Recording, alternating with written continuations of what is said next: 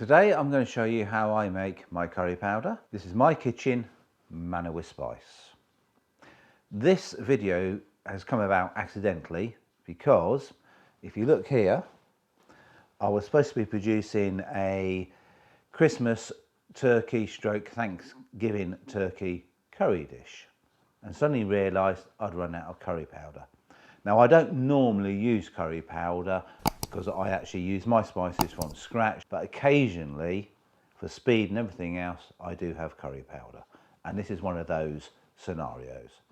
So let me show you how I make my curry powder. Heat a pan on medium to low heat because I don't want this to be too hot. I don't want to burn the spices. Once you have broiled the spices, you need to move them from the heated pan into a cold dish. I actually start off by broiling or dry roasting about 4 tablespoons of coriander seed, and bearing in mind I'm actually making a fair bit of curry powder here. 3 tablespoons of cumin seed, teaspoon of fenugreek.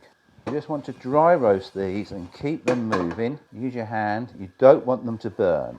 The idea of moving them directly onto a cold dish is actually to stop them from carry on cooking. What you want to do is actually start to get those essential oils coming out. This is what the dry roasting process does.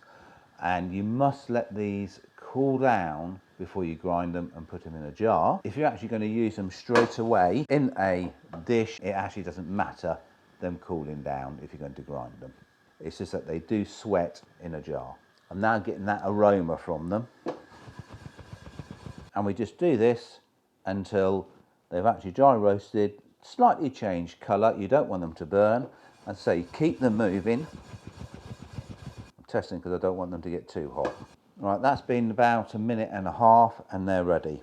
So I'm just going to take them off and pour them directly into the cold dish and allow them to cool down. I'm now going to put the other spices into this bowl just so you can see what they are. First is Asafoetida, and you want a pinch of Asafoetida.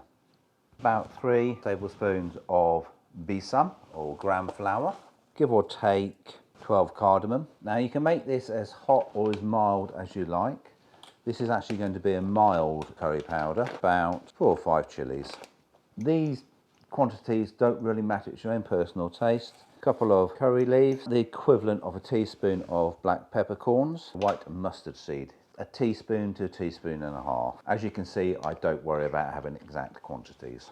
Next, paprika, 1.5 tablespoons, teaspoon of turmeric, and then I'm going to add my homemade garam masala, which I'll put a recipe on later on. A good tablespoon of that.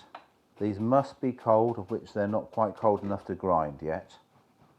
All the spices have now been ground together. I've got a very, very fine powder. I'll be using this in that Christmas turkey stroke Thanksgiving curry dish I mentioned at the beginning.